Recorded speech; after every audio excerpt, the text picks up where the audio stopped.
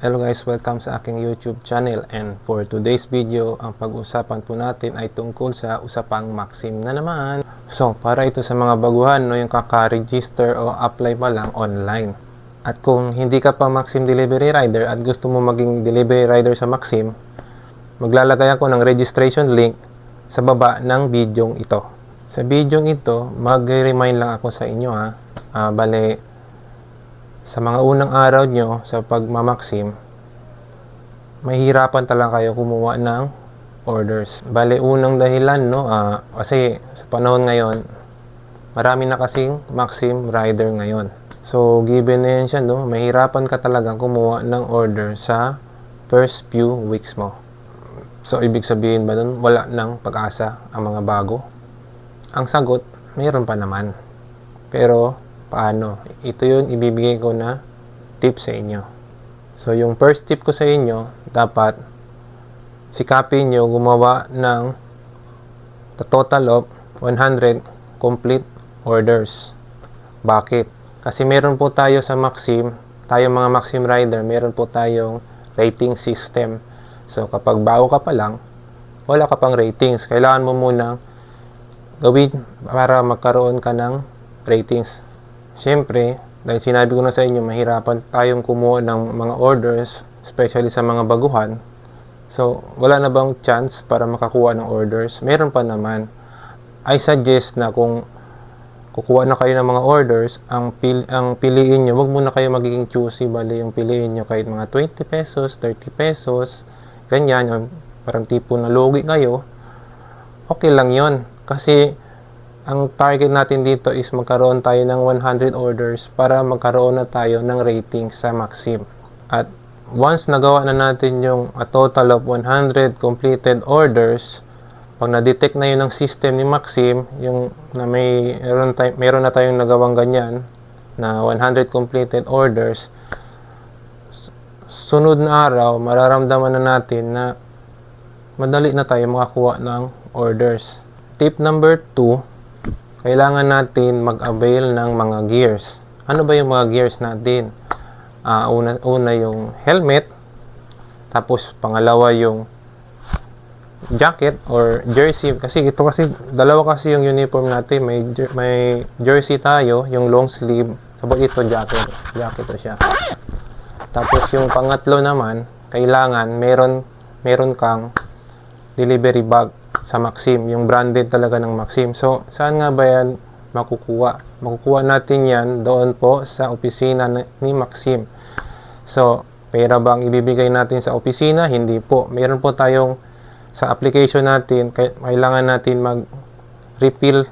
Kung hindi kayo marunong mag-refill, meron akong mga ibang video sa aking channel kung paano nga ba mag-refill sa apps ng Maxim Rider.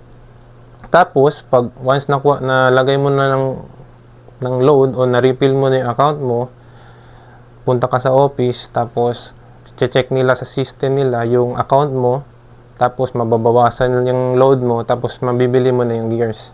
Ganun po ang pagbili ng gears sa Maxim. Bale, dalawang benefits po ang makukuha natin kapag mag-avail tayo ng uniform. Unang-una, pag nakompleto na natin yung complete gears, yung helmet, yung jersey or jacket, at saka yung delivery bag, once na-avail natin yun, automatic, tataasan nila tayo ng level. Kasi meron tayong rating system, meron din tayong level system. Yan na po kasi ngayon yung bago, yung level system. Once na-kompleto mo na yung gears mo, bale, tataas yung level mo, tapos medyo mapapadali yung pagkuha mo ng mga orders. Kasi wala kang ratings, wala kang jersey, wala kang advantage. Ngayon, sa panahon ngayon, marami ng mga riders, agawan talaga yan sa mga orders. Lalo na, okay lang kung may araw kasi masyadong malakas yung orders makakuha ka pa rin. Ang problema kasi, mayroon talagang mga araw na mahina talaga. Siyempre, pag mahina, tapos marami kayong nag-aagawan, siyempre, lugi talaga yun, mga walang level, walang ratings. So, kailangan nyo din mag-avail ng gears. At saka yung pangalawang benefits naman pag mag-avail kayo ng gears. Ang maganda kasi diyan pag nag-avail kayo ng gears. Kasi pag wala kasi kayong Maxim gears, ang mangyayari niyan kasi bale magkano ba yun? 18% ang kukunin sa yun na commission. For example, sa 100 peso, 100 peso, ang kukunin sa iyo 18 peso. Na ngayon, pag meron ka ng complete gears, ang kukunin na lang sa iyo is 15% na lang. So sa 100, bali kukunin na lang sa iyo 15 pesos na lang. So ganyan po ang commission system dito pag meron kang kompleto na gears. Pangatlong tip naman, dapat syempre delivery rider tayo, di ba? Meron talaga dapat driver's license. Na ngayon, tungkol naman sa driver's license, kailangan po natin i-upgrade yung driver's license natin into professional license. So, bakit nga ba? Yan po yung pangatlong bago ngayon sistema sa Maxim. Bakit po?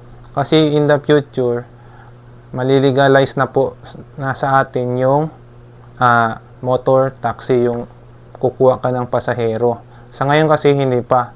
So naglaylo muna si Maxim sa pagkukuha ng pasahero. So dahan-dahan po pinopokus ni Maxim na lahat ng mga Maxim rider as possible ay maging professional license. Ngayon, kapag in-upgrade mo yan driver's license mo to professional license, mas magiging madali ang pagkuha mo ng mga order sa Maxim. Kasi yung sa iba kasi narinig ko pumunta daw ng opisina. Hindi kasi ako sa taga-opisina Maxim rider din ako. Nag-share lang ako sa inyo ng nalalaman ko.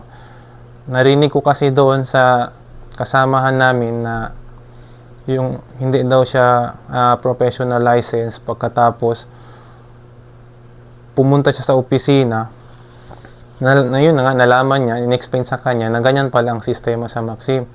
Na ngayon, sabi pa yung Maxim rider, sana hindi na lang daw muna siya bumili ng gear. Sana inuna niya lang daw niya muna ang pagiging professional license, kasi nalaman niya doon sa opisina na mas may advantage pala ang professional license kaysa sa full gears. So tip ko yun sa inyo guys. Sana meron kayo na naisip na realize ba, no? Na ngayon guys, sa tatlong tip na binigay ko sa inyo, kayo na bahala kung alin ang uunahin nyo.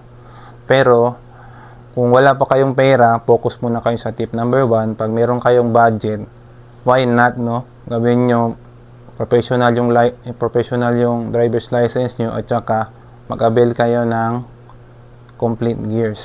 Yan ang pinaka-importante. Kasi pag hindi nyo kukunin yung dalawang na ito, advantages, I'm sorry to tell, mahirapan talaga kayo kumuha ng orders, lalo na kapag mahina ang mga orders sa araw na yon. Okay guys, hanggang dito na lang tayo guys. Kung meron kayong mga tanong, i-comment nyo sa baba at pag-usapan natin. Tapos huwag nyo na rin kalimutan na i-like itong video para mas marami pa ang makakaalam at saka makakanood nitong video, at saka mag-subscribe na rin kayo para maging updated kayo sa mga susunod ko pang mga tips. Yun lang guys, salamat sa panonood.